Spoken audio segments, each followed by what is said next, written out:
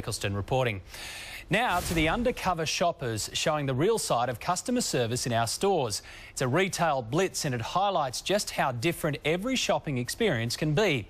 Rodney Lowe's has the story of the best and the worst when it comes to caring about customers. Ignored. Rude. Even coughed at, bro. It's not easy trying to buy something these days. Retail is a battlefield at the moment, and he just lost the war. Being ignored is probably tantamount to abuse. Tonight, the most extensive customer service blitz ever conducted. More than 230 stores shopped undercover. And the verdict on their service. Judgment passed by Australia's premier retail expert. Customers come first, and when customers come last, they never last as a customer.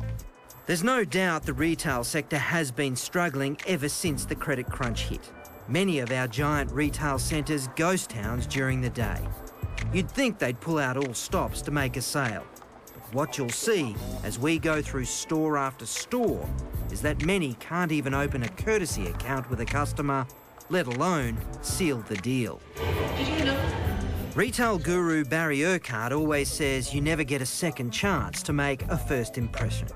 And Australian retailers are getting it wrong time and time again.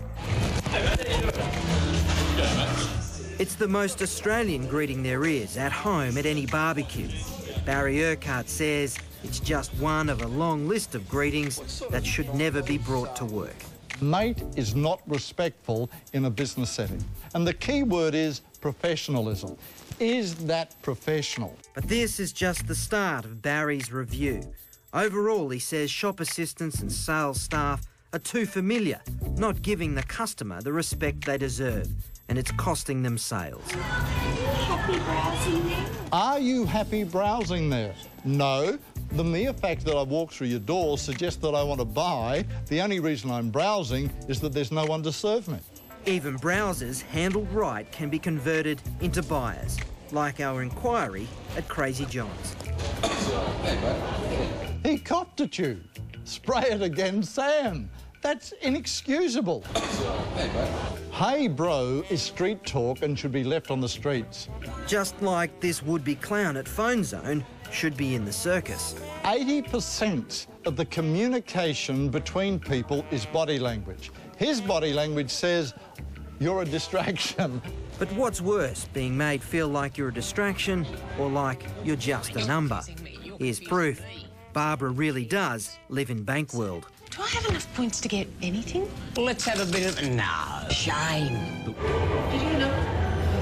Sorry? Did you get a number there? You want to do a transaction or? This St George Bank is virtually deserted, yet still no service until you're officially reduced to a number. No, I just wanted to make an inquiry, if you don't mind. Yeah, OK, what is the inquiry? I've just signed off, that's all. So there's a ticketing machine there. Every customer believes they are the most important person in the world and you reduce them to a number. Can you help me, or...? I don't know, what do you want to do? Loss of business, loss of loyalty. At this Suncorp inquiry counter, we wanted to inquire where the staff were. Many businesses these days employ specialist greeters. Their sole job just to say hello and make us feel special. Yet even that's a chore. How's your day? How's your day, Jake? The service is almost as good when it's closed. But being ignored in many stores seems to be the standard treatment for a customer. At Rip Curl, friends come first. How's it going? Hi, good, thanks.